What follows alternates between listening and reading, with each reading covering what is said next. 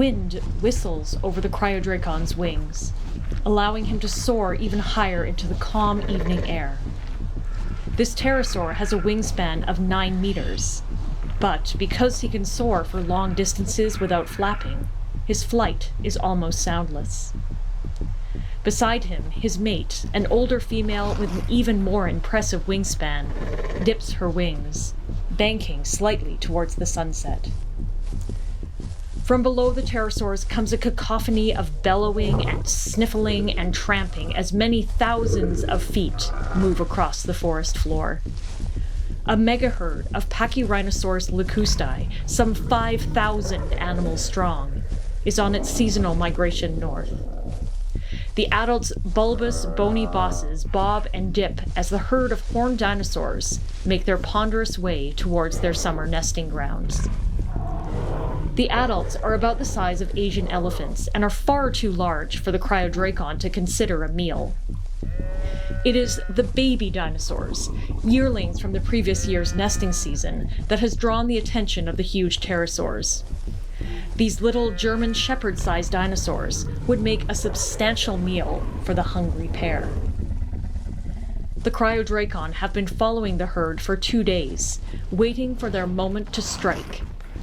Cryodrakon, like all Asdarchid pterosaurs, hunt on the ground with their razor-sharp, meter-long beaks. To be successful in their hunt, they will have to land without causing the herd to scatter. This is no small feat for an animal that stands almost as tall as a giraffe on land. Night falls before the pterosaurs see their opportunity.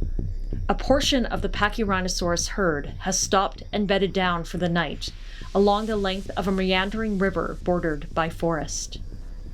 The night is dark and moonless, and the strong wind whistles through the branches of the trees.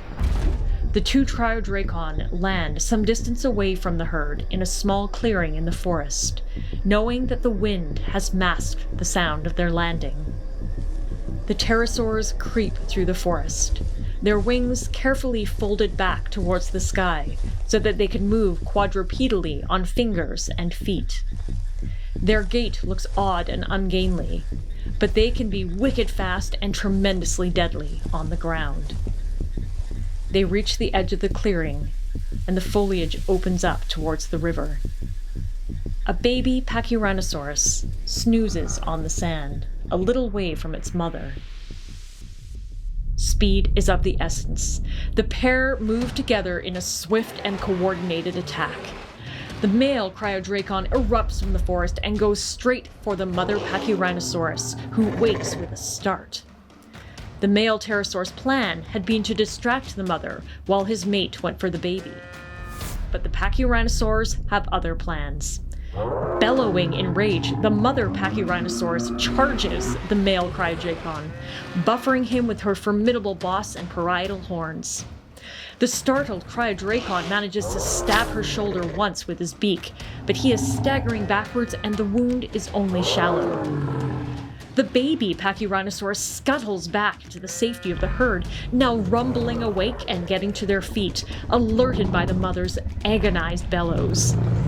The adult animals swiftly form a protective ring around the baby, stamping and making false charges towards the 2 Cryodrakon. The pterosaurs back off. They're hungry, but they're not crazy enough to take on a herd of angry adult Pachyrhinosaurs. With mutual agreement, the 2 giant pterosaurs slink back into the woods together a moment later and take off, retreating into the starry sky. The night belongs to the Pachyrhinosaurus.